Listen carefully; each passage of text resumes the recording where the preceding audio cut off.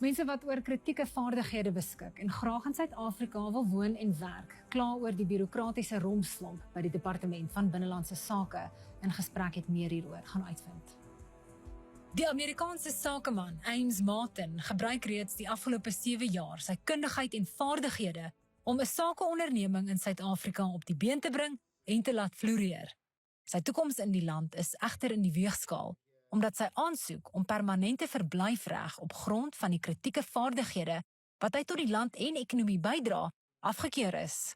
I expected it to come through. It didn't come through, and I wasn't angry.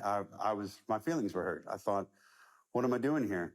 And now I go back and forth about, do I appeal? Do I pay another lawyer another 100,000 rand to keep trying this? Or at what stage do I say, you know what, South Africa doesn't want me?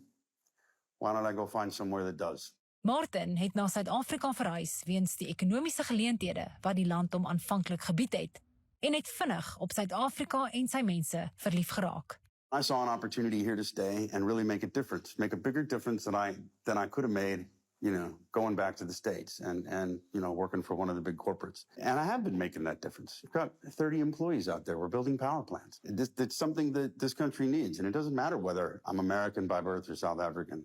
I found a place where I can make an impact. And absolutely, I would stay here, and continue doing my best work. So this is my home. Daar is tans 142 beroepe op die Departement van Binnelandse Sake se lys van kritieke vaardighede waaraan Suid-Afrika tekortskiet. Maar volgens syfers van die einste departement is net 'n rapsie meer as 16,000 werkvisums tussen 2015 en 2021 uitgereik. Verder dui syfers dat meer as die helfte, 52%, van alle aansoeke vir werkvisums afgekeur word. Volgens die uitvoerende hoof van die Instituut vir Sekuriteitsstudies is dit 'n aanduiding dat Suid-Afrika se immigrasiebeleid ondoeltreffend en soms lukraak toegepas word.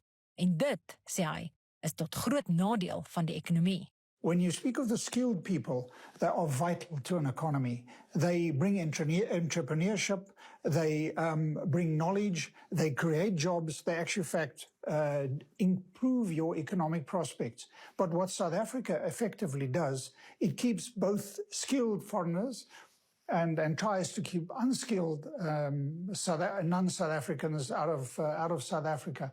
And it's a self-defeating, stupid policy. Immigrasieagentskappe soos Xpatweb help maatskappye om kundiges in die buiteland te werf en na Suid-Afrika te bring.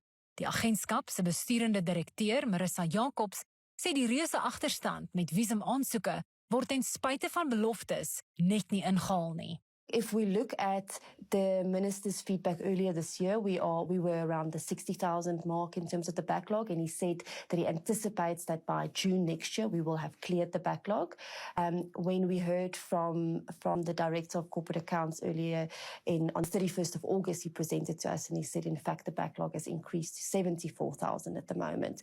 So unfortunately, it's going the wrong direction. 'n Regspraktisyn en immigrasiekonsultant wat kundige buitelanders met hul werkvisum aansoek help, sê daar is ernstige gebreke in die Departement van Binnelandse Sake se stelsel, beide aansoeke en appelprosesse administreer.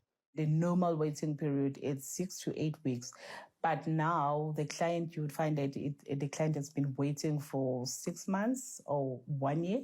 Many applications are being rejected, they come back rejected, and then we submit the appeals application. Unfortunately, even the appeal section is like, there's a backlog there because the appeal will take something like 6 months to up to a year. So the system is very bad. Daar is tans 'n lys van 22 vereistes waaraan 'n kandidaat moet voldoen indien hy of sy 'n werkvisum aansoek op grond van kritieke vaardighede wil indien. Hoewel president Cyril Ramaphosa reeds in 2020 beloof het dat die langdradige aansoekproses vereenvoudig sal word, lyk dit nie of staatsamptenare en departemente daaraan gehoor gegee het nie. Instead of building innovation and trying to build and grow your economy, what we have different departments pulling in different directions.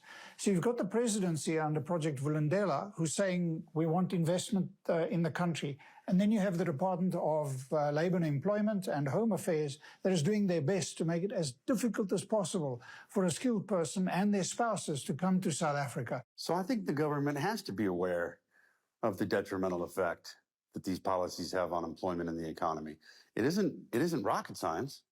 If they're not aware, then that's incompetence. And if they are aware, then it sounds to me like they're letting political agendas, get in the way of them doing what's right for their country. Die departement van Binnelandse Sake het versoeke om 'n onderhoud van die hand gewys.